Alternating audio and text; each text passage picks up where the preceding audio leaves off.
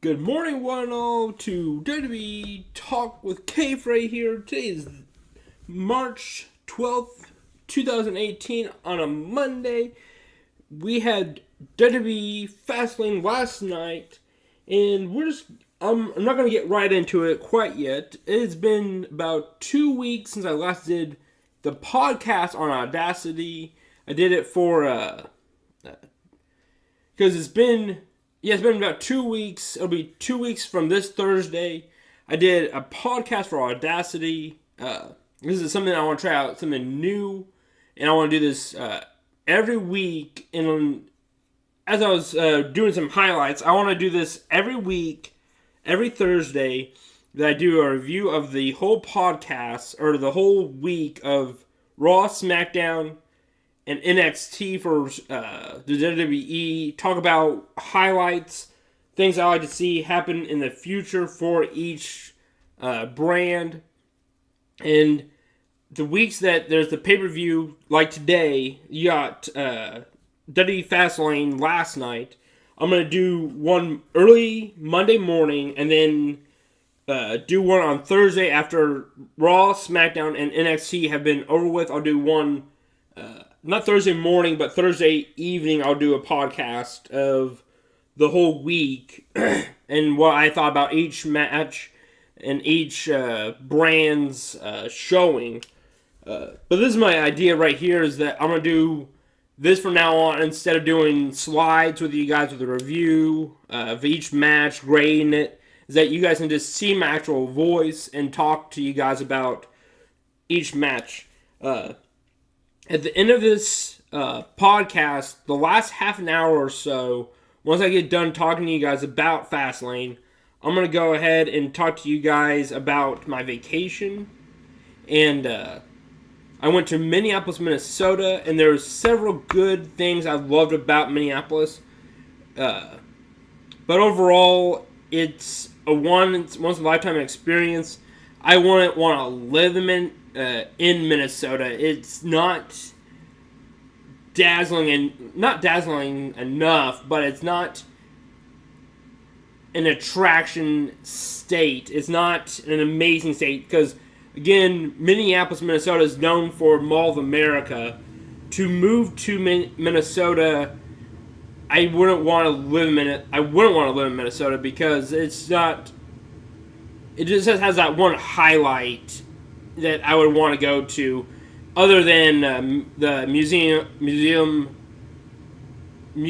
Science Museum of Minnesota. And even then, hold on a second, guys. Wow. Oh. No. Didn't mean to click that. Whoops. Sorry about that, guys.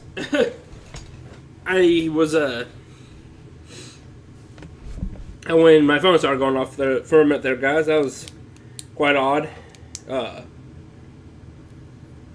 Anyways, wow,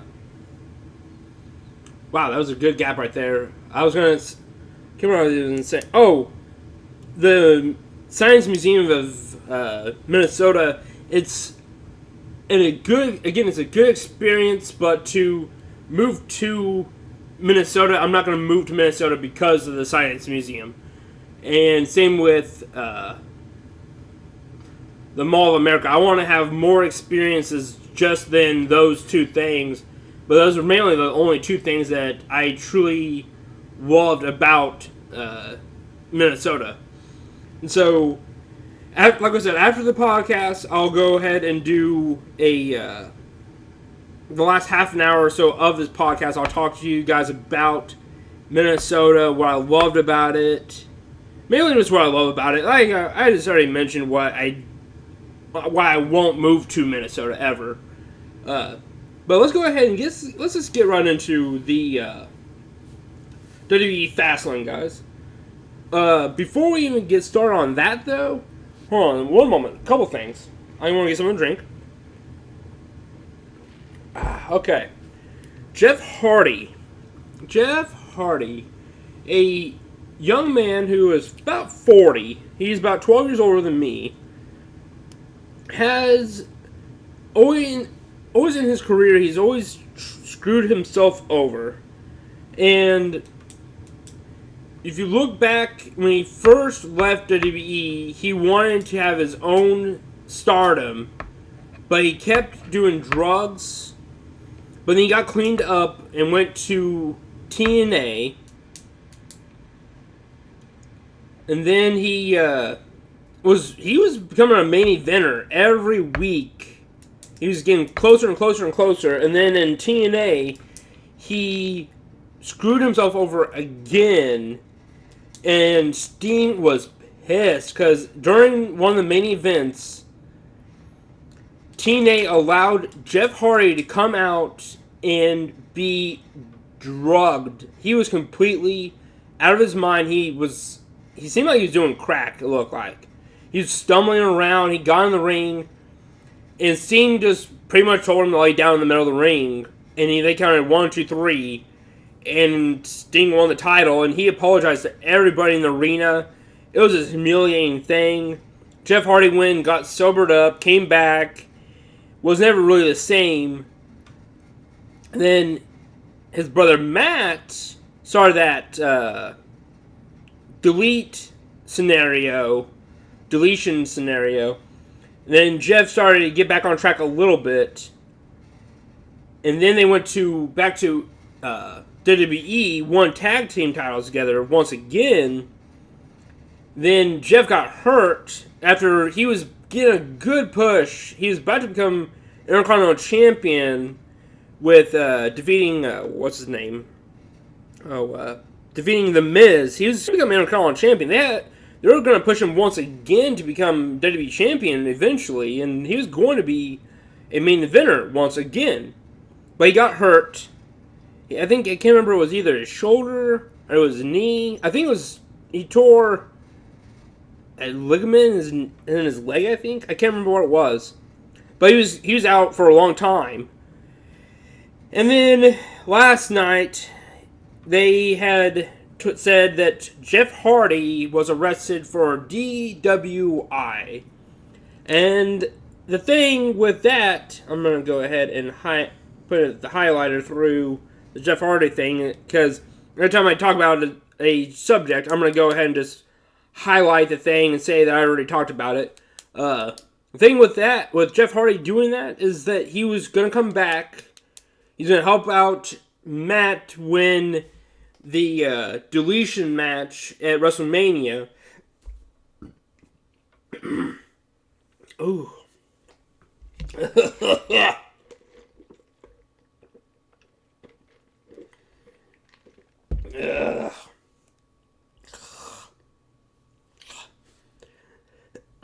Oh, God. Ooh. Oh, guys. Ooh, puke burp. Oh, God. Ooh. Ugh. That was awful. Ugh. But he's going to help, that was awful. He's going to help Matt defeat Bray Wyatt at WrestleMania, and they would have probably continued his push for the becoming a main eventer once again. He could have been a main eventer, because he's still a dynamic wrestler, and WWE Universe love those kind of wrestlers. So he could have been a main eventer, but again, he screwed himself. And so I don't know what's going to happen to Jeff. I think they'll allow him to come back, but eventually they're going to, if he does this again, he probably will get released. If not, he might get released within the next week or two before WrestleMania. Because WWE's already had to deal with this kind of thing. They've already had him fail drug tests. They've already had him I think he had a previous DWI also. Why continue to push a guy or even have him on the roster when he keeps screwing himself over? I don't get it. But I'm not going to continue to talk about Jeff Hardy. Let's move on to some other things about about WWE, and that's the WWE Fastlane. We had Brie the WWE kickoff, we had Breezango, which is Tyler Breeze, and Fandango. That's their nicknames. Breezango and Ty Dillinger defeat Mojo Rawley, Chad and Shelton, or Chad Gable and Shelton Benjamin. This was a mixed feelings for this match because it was good to see Ty Dillinger get a win for once in his career. He's been awful since he's left NXT.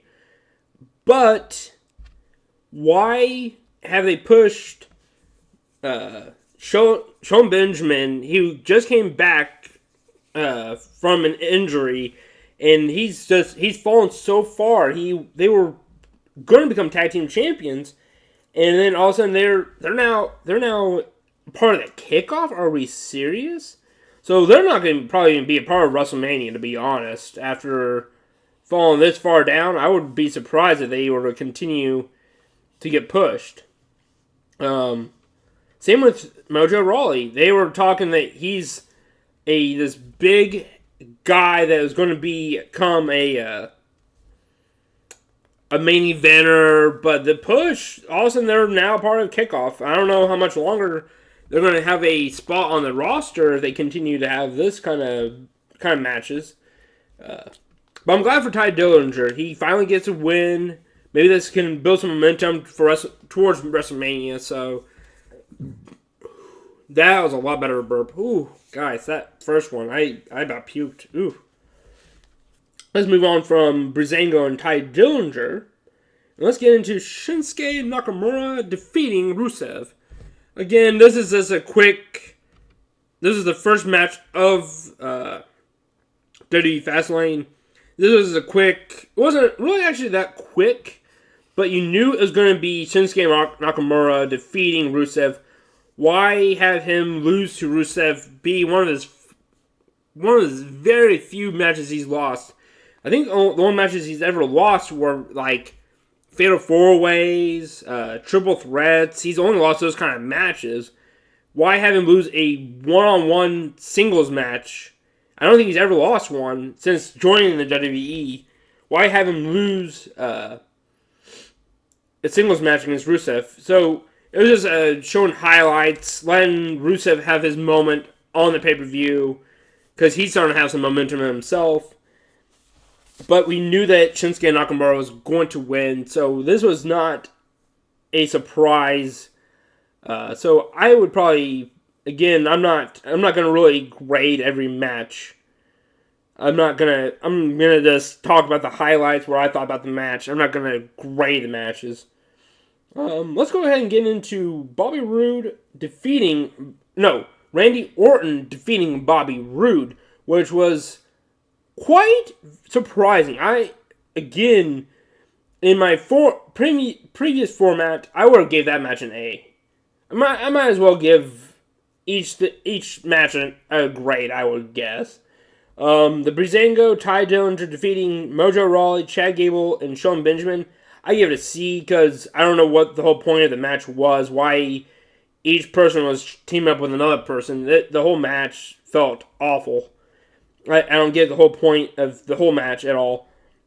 Shinsuke and Rusev, I would give a C+. Because again, it's just showing highlights, or not highlights, but allowing each wrestler to be a part of the pay-per-view. Showing Shinsuke his momentum going into WrestleMania. Rusev having him be a part of a wrestling pay-per-view going into WrestleMania. I would give it a C+. It's not a match that I'm going to say it is a B, which is a good, solid match. So I would give it a B. Or a C+. It's close to a B, but I don't get why they're feuding. They didn't feud in the first place. Now they're feuding. It's only going to last. It lasted one night. They didn't feud beforehand. I don't get it. But now they're going to be able to move on. It's Shinsuke versus somebody else, which we'll talk about here in a minute. Randy Orton defeating Bobby Roode. Wow, guys. that was surprising because Bobby Roode had all the momentum going into WrestleMania, and I wish they would have kept the title on Bobby Roode because Randy Orton is a 14-year veteran on WWE. Bobby Roode, before WWE, had like a 10-plus year. Yeah, about 10 years. Because he started in WWE in early 2017. And he started in TNA about 2004. So he had 13 plus years with TNA. But Randy Orton has actually closer to 16 years with. He started about 2002, Randy Orton. So why have him win the championship at Fastlane is my question. Like, they could have had him win the title at WrestleMania, cementing him with his legacy of becoming a Grand Slam champion where he's won every title that WWE has had at the time throughout his whole career. He's won every title. So he could have won that at WrestleMania and made WrestleMania that much bigger if he would have won his title that he's not had his whole career, the United States title. He could have waited till WrestleMania, but throwing this kind of thing into this pay-per-view was kind of huge. I appreciated it. I kind of wish they would have kept the title on Bobby Roode going into WrestleMania at least. But this gives the chance for Bobby Roode to become a 2-time United States champion at WrestleMania, which I would highly like to happen at WrestleMania because I love Bobby Roode. I loved him in TNA. I loved him at NXT.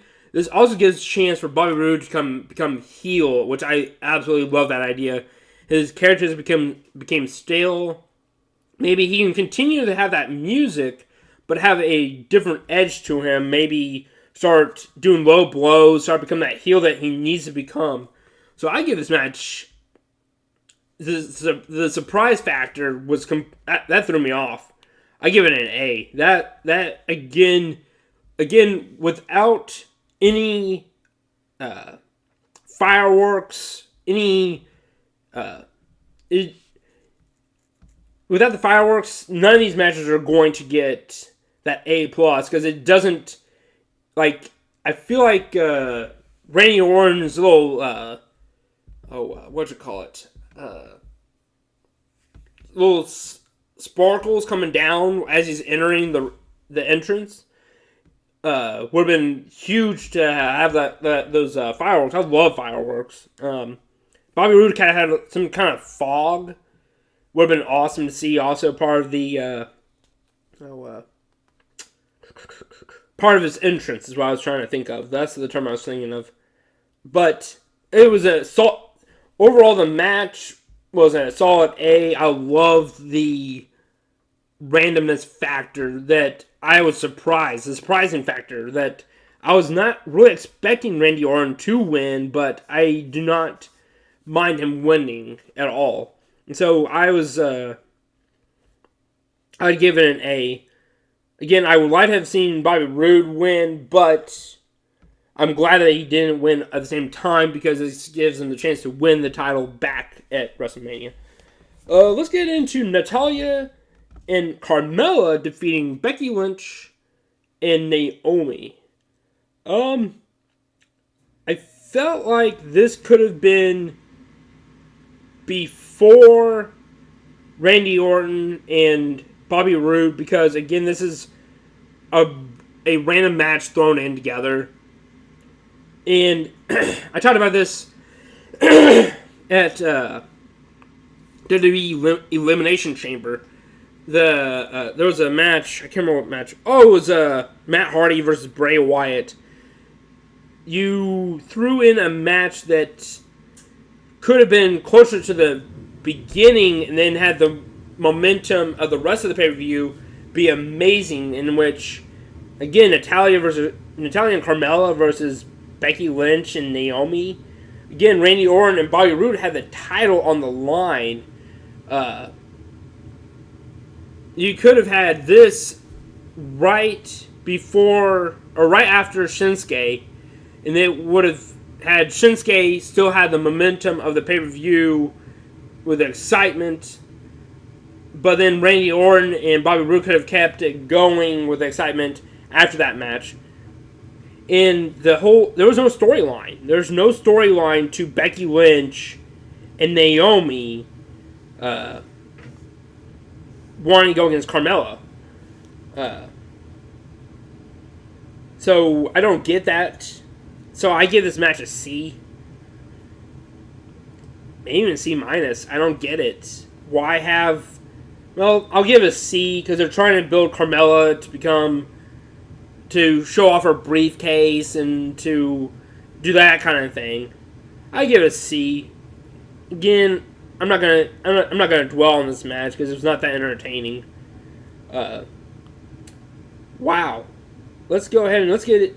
Well, let's talk about no contest for the New Day versus the Usos because the Bludgeon Brothers are finally going to be building their momentum towards WrestleMania. The word today's word is momentum, guys.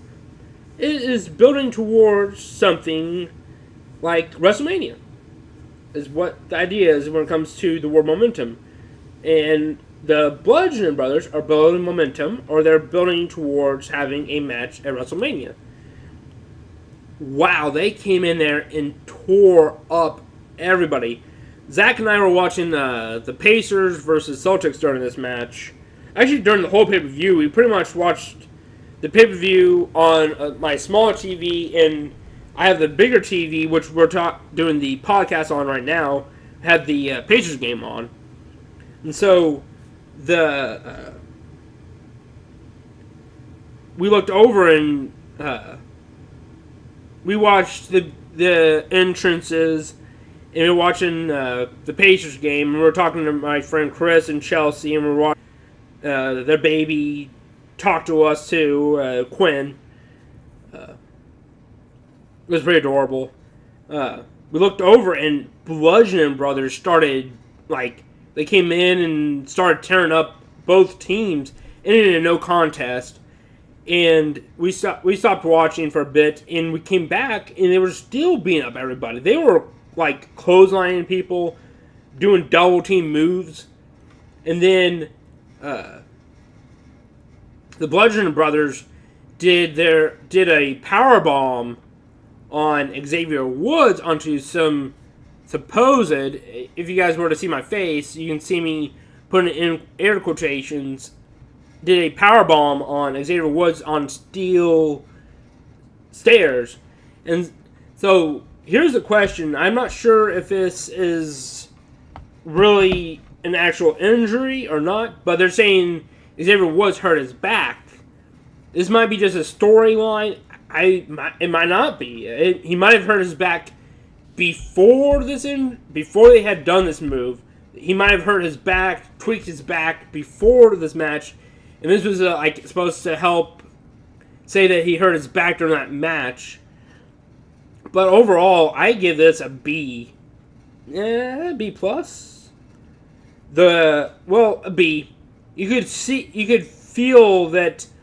Why have these two teams actually wrestle, and then because you want the Usos to retain the titles because they're building momentum. Not building. I need to think of a new term. The Usos are doing an excellent job as the tag team champions, and you want them to still be tag team champions at WrestleMania because they're just good, excellent wrestlers. But you also don't want to have the New Day lose because you want them to become tag team champions once again because they're wanting to make the New Day the best tag team champions of all time. They're wanting to break, I think it's the Dudley Boys that have the most tag team championships. I think it's 10 is the record. I think, yes, 10. The Dudley Boys have 12 or 13 tag team championships, but the WWE don't count those extra ones at TNA or ECW, but they count the ones at the actual WWE headquarters, their history. So I think the Team 3D, Bubba Ray and Devon, they have 10 tag team championships in the WWE. And so the New Day, they want to build the New Day to become the best tag team champions of all time. And I think they have only 4, maybe, I think it's 4 title reigns. They would need at least 7 more to become the best tag teams of all time. Because they held the record for the longest amount of time as tag team champions. But they need to win 7 more to become the most amount of reigns as tag team champions. Again, this is helping the Bludgeon Brothers. Before this even happened, I did a podcast on Audacity, the thing on the top left-hand corner. About 2 weeks ago, I did highlights of Raw and SmackDown, and I think I did Raw and SmackDown in NXT, and then I talked about it after those were all done. I talked about it on Thursday. I didn't get what was going on in the Bludgeon Brothers at that time. They were beating up indie wrestlers. They were beating up like 100-pound guys that were even smaller than me. Like they were like these scrawny guys. I don't get what they were doing. The Bludgeon Brothers. We already knew about Eric Rowan and Luke Harper. We already knew what they were capable of. Why continue to have them go against these little scrawny guys and not start beating up the main SmackDown tag team roster? They could have built their momentum that way, but that's on WWE. But with this, they came out, destroy both tag teams, and they're going to become tag team champions probably at WrestleMania. I give this match a B. Charlotte defeating Ruby Riott. And then after the match, Asuka comes out and gets in Charlotte's face and points at WrestleMania. So it's going to be Charlotte versus Asuka at WrestleMania for the SmackDown's women's title. So that's a pretty huge match because Asuka is again undefeated. Charlotte is the women's champion. She is one of the best women wrestlers in the industry as of right now, and she has all. She has the best chance to defeat Asuka. Everybody else on Raw we're going to defeat Asuka because they already had Nia Jax losing to Asuka, and she had the best chance of defeating Asuka to have her lose her undefeated streak. Now she's going to SmackDown. There are several good wrestlers that could possibly defeat her. Ruby Riott, Charlotte, Becky Lynch. I would even give Natalya a chance-ish. But those are a lot more women's on SmackDown that could possibly defeat Asuka that I would not be surprised by. Having the Ruby Riott or the Riott Squad come out, they had randomly they had Becky Lynch and Naomi after they had just lost to Natalya and Carmella. The match overall, oh man, what would I give that a grade of? Because again, it gave the chance for Ruby Riott to show off her wrestling skills, and she did an excellent job going against one of the best wrestlers in the women's division for WWE. So it was a pretty good match overall. It was weird knowing that Becky Lynch and Naomi, who just lost 2 matches before, come out and help out Charlotte against the Riott Squad, but yet Natalya and Carmella are nowhere to be seen. It kind of felt a little bit weird. I'd probably give it a C+. It felt a little weird during the whole match. Let me go ahead and highlight that whole thing. It felt a little weird. I'm not gonna. Again, this is a match I'm not going to talk about for a long period of time. Just like the Shinsuke, pretty much every match except for the Bludgeon Brothers and Randy Orton, Bobby Roode. Every other match, like I said, I gave them C's. Yeah, the only two matches they got the B for the Bludgeon Brothers and an A for the Randy Orton match. That was surprising. And then for the main event, AJ Styles winning the 6-pack challenge. I would give this match, again, I love AJ Styles. I love his in-ring ability. He can perform about as best as anybody else in the industry as of right now. He is one of the best wrestlers of all time. He is that good. I wish he would get a haircut. That is driving me nuts with that haircut, dude. You gotta change that up, dude. It is so awful. It's that side hair, long down to his shoulders. Just cut your hair. You could be looking a lot better than that. He just looks awful as a wrestler with that kind of hairstyle. And there's not really there's nothing there's a couple of things that during the match that were highlights.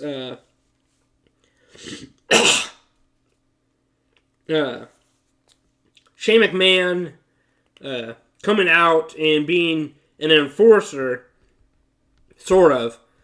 Kevin Owens accidentally super kicks Shane McMahon, and then Shane has well, not Shane has, but Kevin Owens goes into the ring, super kicks or powerbombs somebody. I can't remember who it was, but Shane pulls referee out and says no, that he's not winning the title. It's like, are we serious with this shit? Like, I'm tired of this storyline. I really am. You don't like. It's almost WrestleMania. They're trying to make it where it's Shane McMahon versus Kevin Owens at WrestleMania, and so it's frustrating seeing Kevin Owens almost win the title, but Shane McMahon has to interfere. That's so stupid. All because he got accidentally super kicked. He's blaming Kevin Owens for super kicking him. He thinks that Kevin Owens did it on purpose. It just felt kind of weird. And then at the end of the match, after AJ Styles had won the match, they zoomed in on John Cena, and he looked frustrated that he has nowhere to go with WrestleMania. With Undertaker, he has not shown up yet. Who knows if he's going to show up? He has no WrestleMania this year. He had WrestleMania last year. I think last year was it last year? Yeah, last year was Nikki Bella and John Cena versus The Miz and Maurice. And John Cena proposed to Nikki Bella. That was an okay match. I wish The Miz would have won. But it allowed him to ask Nikki Bella to marry him. It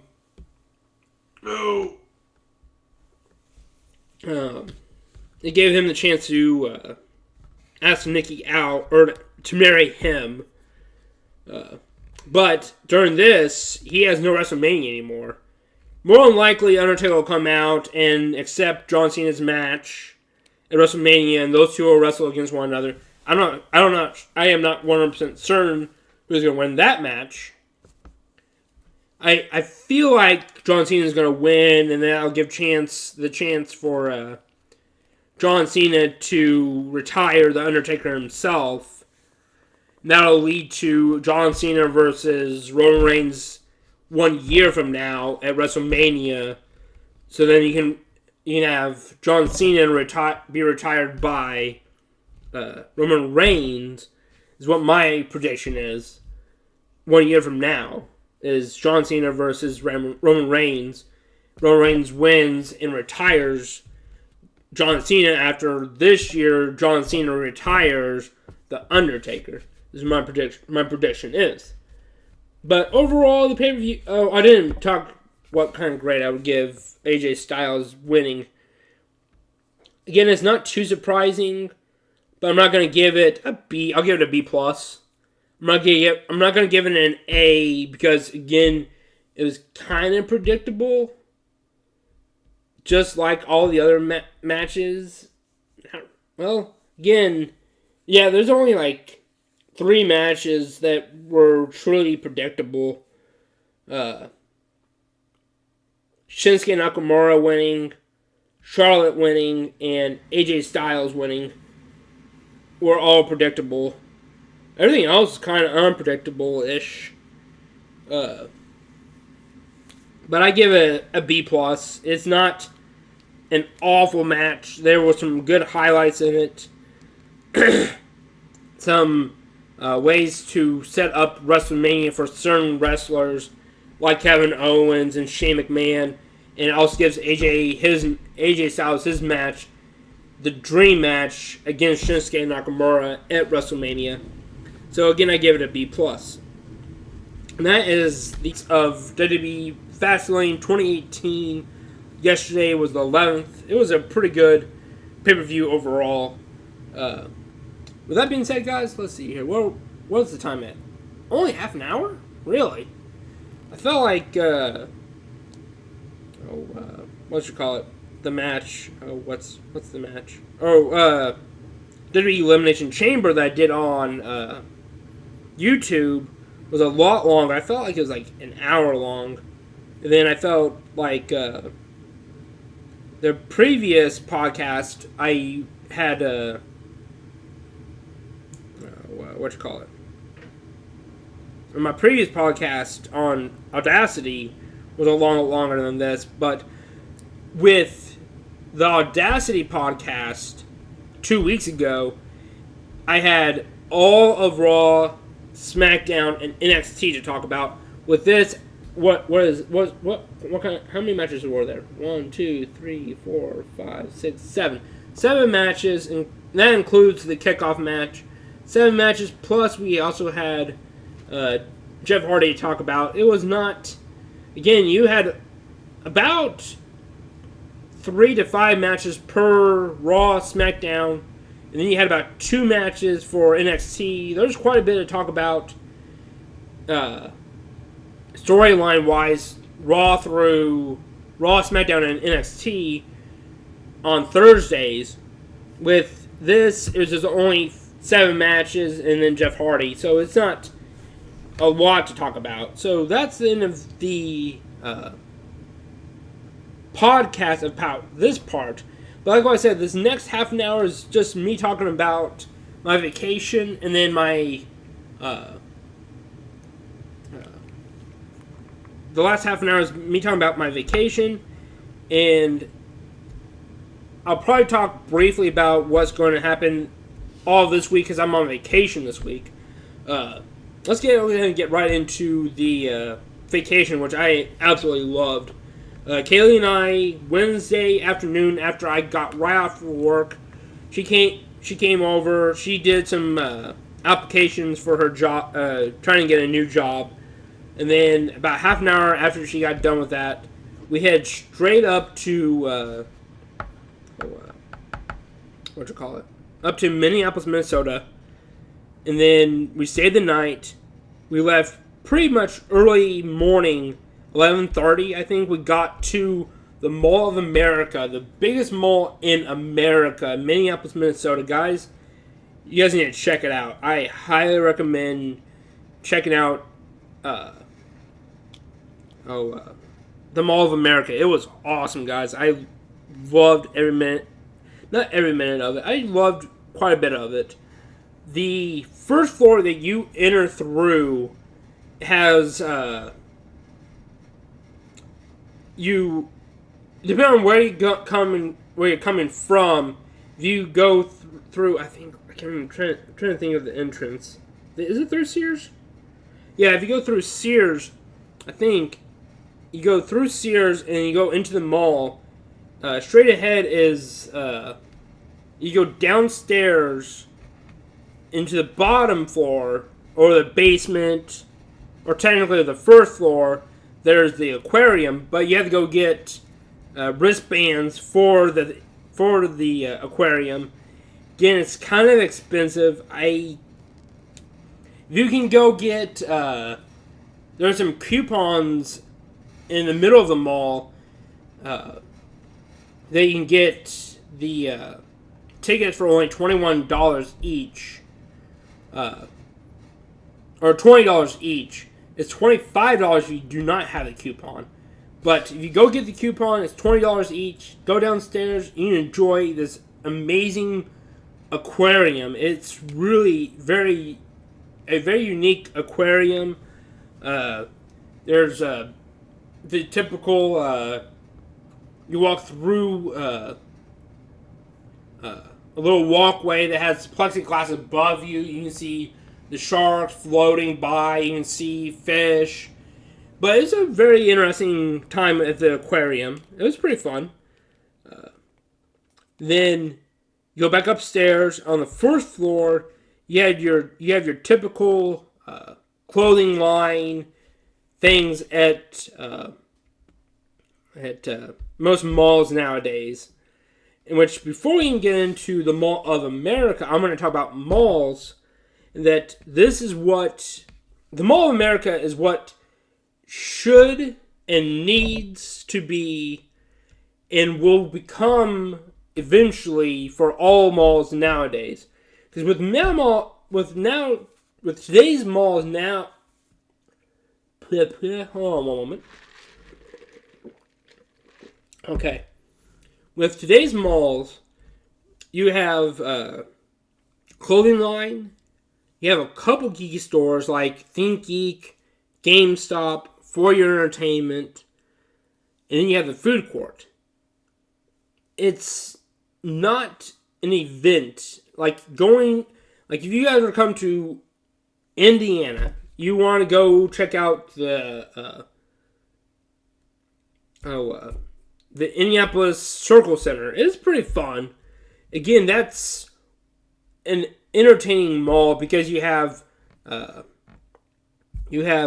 mini golf, you have an actual cinema in that place, you have a couple geeky stores.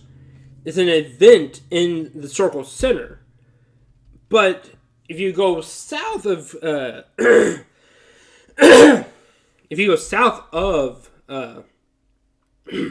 Minneapolis, you go to Greenwood, you have, again, the typical mall that has all that boring stuff that is not an event. It's just a mall that you can go to the clothing store.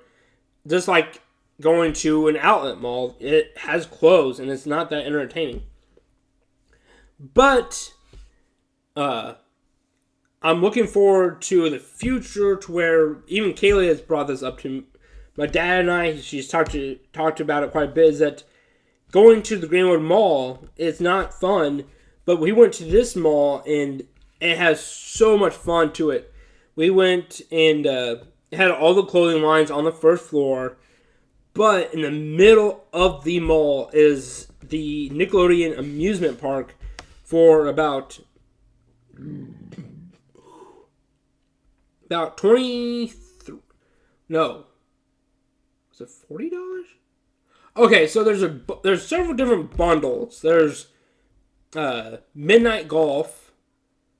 You can get the amusement park, midnight golf, and several other things. And for $40 each, you can go to all that as I just mentioned as many times as you want. With Kayle and I, we went only once on each ride, but you can go as many times as you want. I highly recommend going on each ride at least once, and then at least once. Go get something to eat, enjoy them all, come back, at least ride one more time, and probably get your money's worth then. But it was so expensive. We went and checked out we love our mini golf. It was a pretty good golf course. It's just like almost every mall golf course. It has that neon colored, dark, black light room that has like a bunch of like mini golf courses. There's 18 of them. It has your typical mall experience golf course. Then we checked out another golf course that was, if you were to go and if you had the wristband for buying it for the amusement park, it was $8 instead of $11. So we did that. It was like a rocky terrain mini golf course. It was pretty fun. We had a couple ahead of us that were allowing their kids to play with them. Eventually, the father got a little frustrated and had the kids sit in their strollers and let us have our minute. Just start building, not building, but quicken the pace of the course, getting through the course quicker than allowing them to play with have their fun. We actually were able to get through the course quicker than we could have, or we should have. And then there was a couple behind us that had kids too, so we were kind of stuck. It was kind of a little frustrating, but overall it was not too bad. So on the second floor, which is technically the third floor, or third level is what they called it. It, again, didn't provide a lot. It had your food court, which had several unique restaurants. It had the Rainforest Cafe. It had Bubba Gump Shrimp Company restaurant. It had several other different types of restaurants. Kayle and I went and checked out Pizza Studio in that mall, and it was excellent. We got a barbecue chicken pizza. Oh, we scarfed down on that pizza. That was good. But I got my mom, again, you guys can't see it, but I got my mom a Bubba Gump Shrimp Company hoodie for when she comes up to Indiana for just a little present when we were up there. It was a nice little shop, along with the restaurant. It was a restaurant and shop combination. And then also on that second floor, third floor, there's only one other thing that actually there's two things on that floor, and which I never did look up. Hold on a second, guys. Actually, I got my pocket. Hold on one moment. Let me look at Mall of America.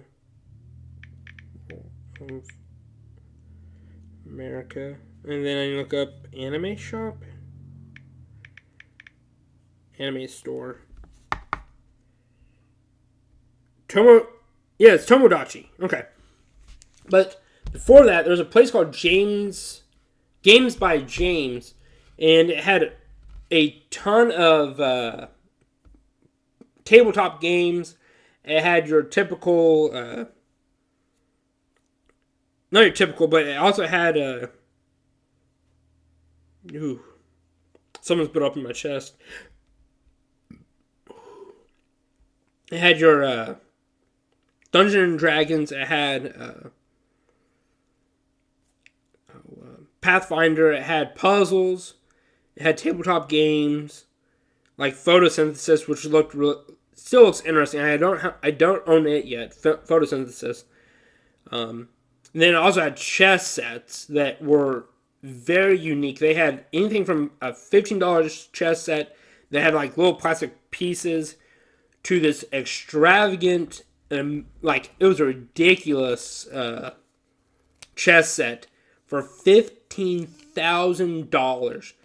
And Kayle thinks the pieces were made out of brass. It was a very unique looking chess set. It had like a fantasy feel to it. It had griffins. It had knights. It had just a medieval fantasy feel to it. But it was $15,000. Woo! It was funny. I went to pull out my phone, and my girlfriend Kayle thought I was pulling on my wallet, and she's like, "How are you going to afford that?" I was like, she had thought that as I was pulling my phone instead to take a picture of it. It was pretty funny. Then the other thing was the Tomodachi anime store.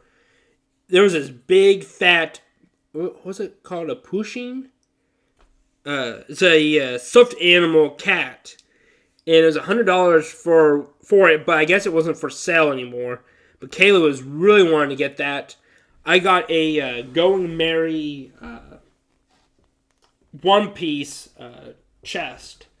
Or chest, not chest, but the Going Merry boat that you can put together. It's kind of like a 3D puzzle collectible item that I'm going to eventually put together, which I look forward to. She also got a couple of... she went and got a bowl that has the Pushing cat on it. And it comes with chopsticks. It's supposed to be a ramen bowl. But it was a pretty cute little thing. But they had so much to that store that it was all anime. They had several Gundam model kits. They had several other model kits. And that's what my Going Merry is. It's a 3D model kit that you can actually touch. That it's the boat of the Going Merry for one piece. It was a pretty fun little store that her and I absolutely loved. That's one of the highlights of the Mall of America. And then on the very top floor was level 4. It had I can't remember what there was one restaurant. I still can't remember what it was. Hold on one moment, guys. It doesn't open until 10 a.m., which there it's an hour before. Hold on one moment, guys. It's an hour before us, so it's actually 9 o'clock their time. Still, it's not. It's 10 o'clock a.m. our time. Indiana time. Eastern time. Directory? Come on.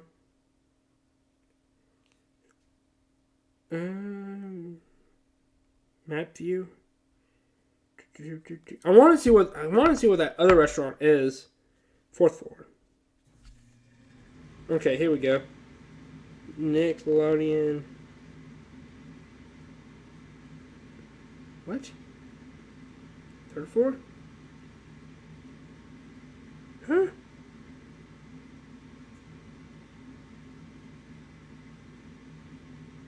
I wish it would show.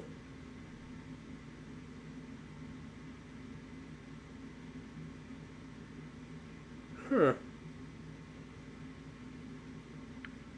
That's kind of frustrating. Trying to look up the other restaurant. They had Smash. I want to look at events. Shopping. Food and drink. Food and drink.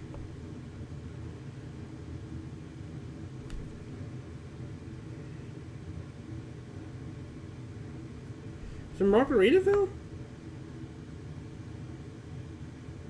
Oh, that's what it was. Okay. They had Dick's Last Resort, which is a funny little place that you can get just your typical burger, beer kind of place. It was but the funny part about it is that they're a bunch of, again, dicks. They're supposed to, that's their job. It's called Dick's Last Resort. It's supposed to be like a last resort that you want to go to maybe get something to eat, but it's absolutely hilarious. With me, Kayle and I, there's one in Minneapolis, and her and I went there for during a convention, and I can't remember what her hat said, but mine said there was a girl, there was a girl waitress, and she was our waitress. What they do is they have like this little plastic, not plastic, but it's a paper bag, and they write on the plastic bag. They're pretty much making fun of you. And she was wearing a Misty outfit from Pokemon, and she put on my hat. His Metapod tried to use Harden and failed. It was hilarious. Kayle was cracking up over that. But they have one and on the very top floor of the mall, they have the lounge. Oh, not the lounge, but Dick's Last Resort. And as I was saying, the lounge at House of Comedy we didn't get the chance to really check that out, but it probably has your typical martinis. It has beer, liquor, and then they have a bunch of comedians that come in. They do a bunch of stand-up comedy. They had this upcoming weekend, what is that? The 16th. What's okay? Hold on one moment, guys. Or was it the 20th? No, I think it was the 16th through the 18th. They had one of the guys from the league. He was going to be there this upcoming weekend. That I kind of want to check out as a stand-up comedian. He sounded like a pretty funny guy. I can't remember what his name is, but a guy from the league was going to be there. They usually have like people throughout the week from Minneapolis come in and they do stand-up comedy.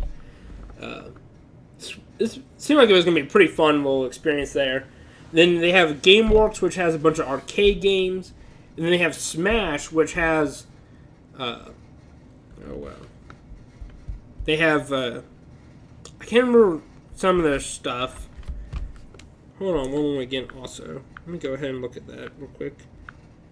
They have at least go-karts that I knew of. They have go-karting. I can't remember what else they have. Shopping, entertainment. Oh yeah, they also have the Crayola experience, which is again is more for kids. If Christopher and Chelsea, when their kid grows up a little bit more, about 5 years from now, they'll want to take her there. It's pretty cute little store. They have Flyover America, which you do like a virtual reality, going through all of America. It's pretty all over America. Sounds like a pretty entertaining thing. They have the Rock of Ages Blacklight Mini Golf, which is what Kayle and I did. It was part of that wristband for the Nickelodeon amusement park. The Moose Mountain Adventure Golf, which is that rocky terrain golf course that we were talking about earlier. The Escape game, which is part of the escape room thing. Where's the food and drink, entertainment, shopping? I would have thought it would be under entertainment. Attractions. I'm not seeing that. American Girl, no. Is it really under food and drink?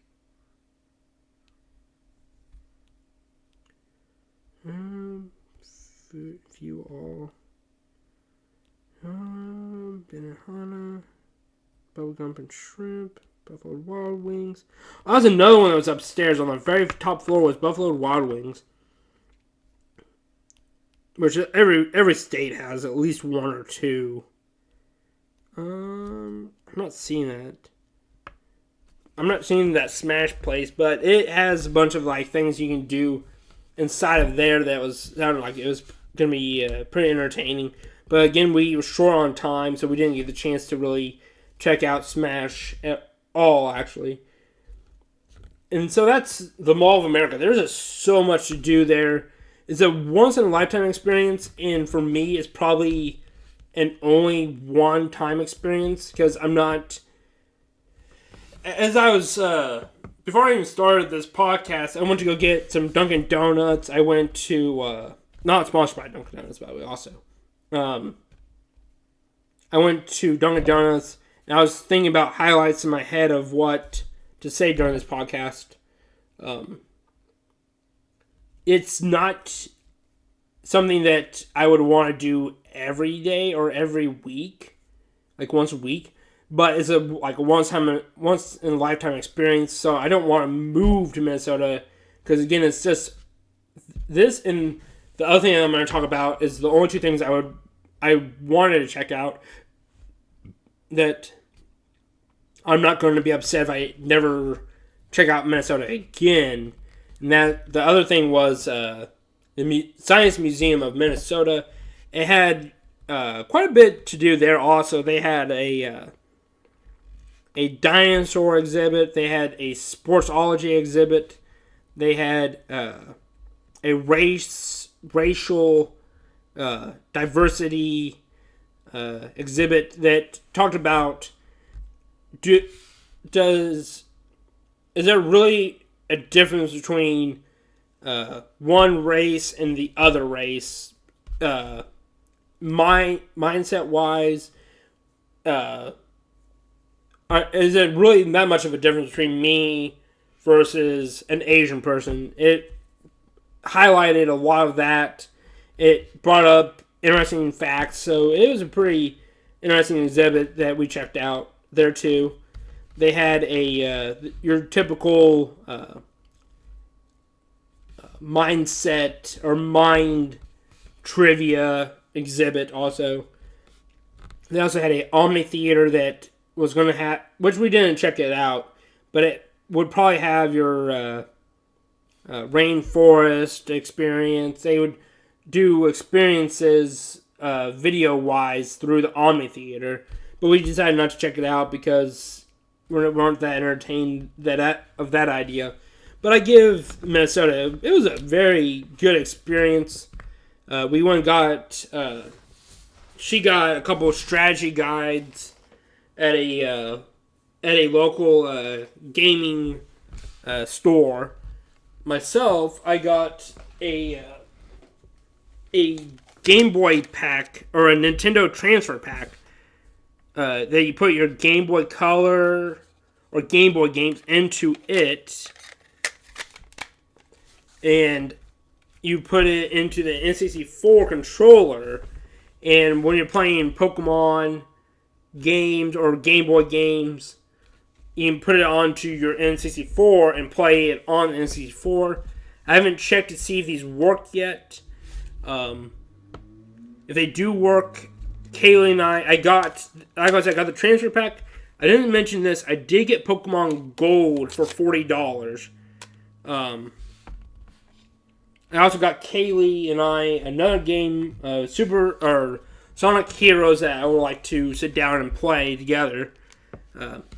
But I also she got several strategy guides. She also got a game called Siren for the PlayStation 2. But I am back from my vacation, and that was pretty much, I'm done talking about the experiences. I'm done talking about wrestling. I'm just doing an update real quick about what's going on with myself.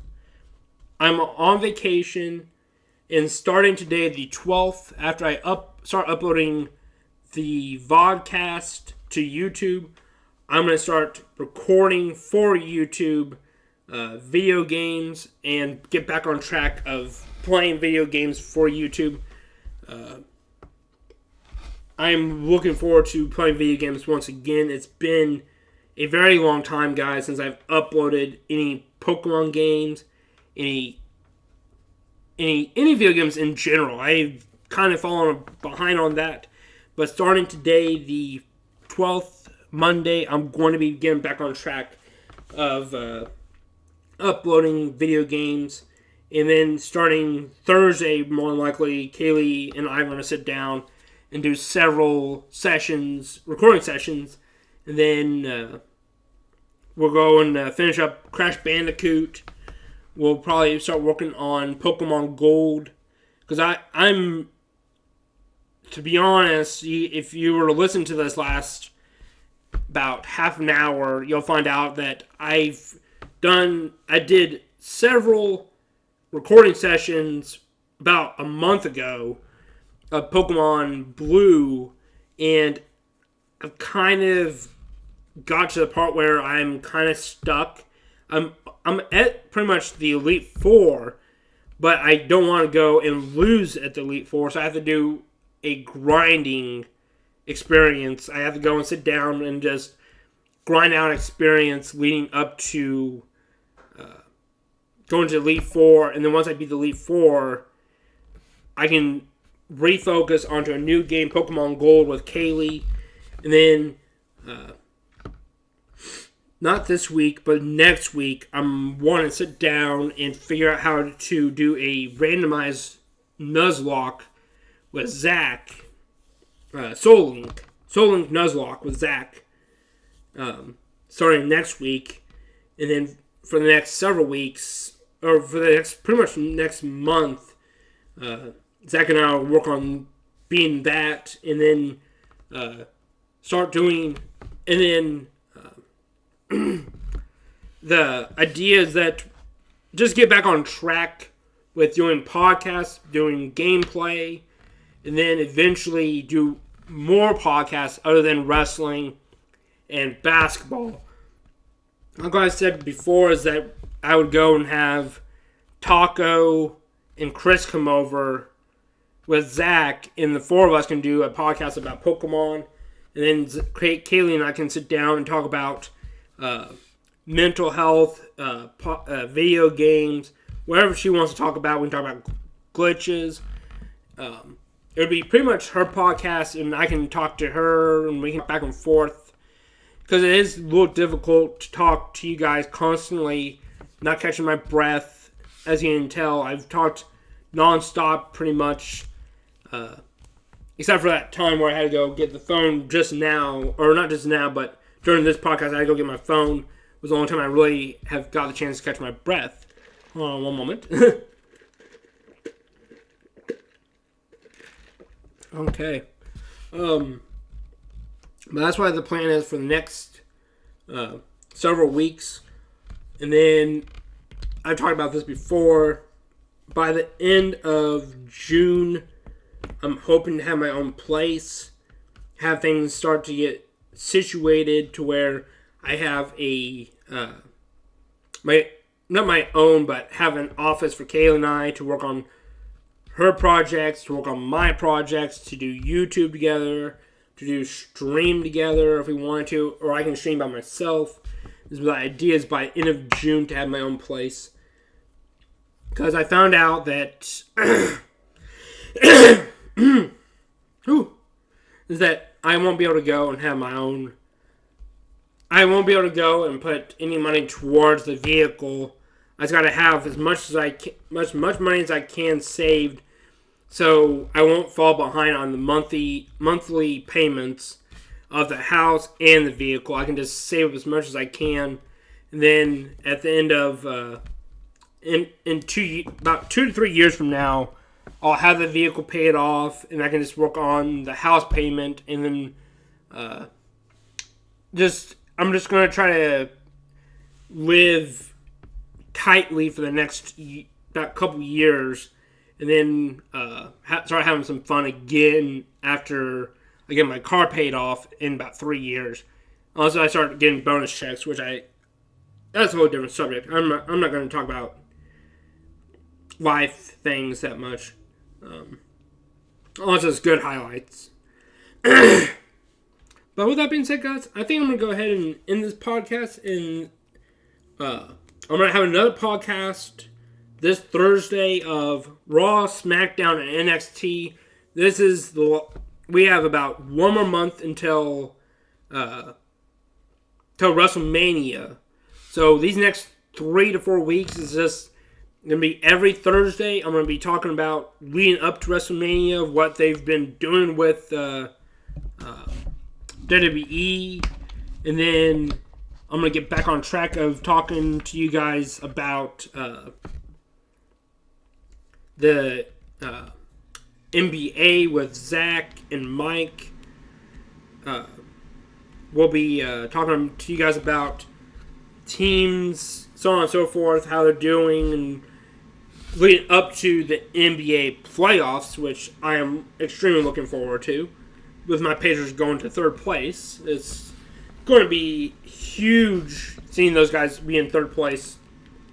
If they can stay in third place, them being in the playoffs in third place would be huge momentum going into the playoffs. But with that being said, guys, I'm going to go ahead and end this podcast right here.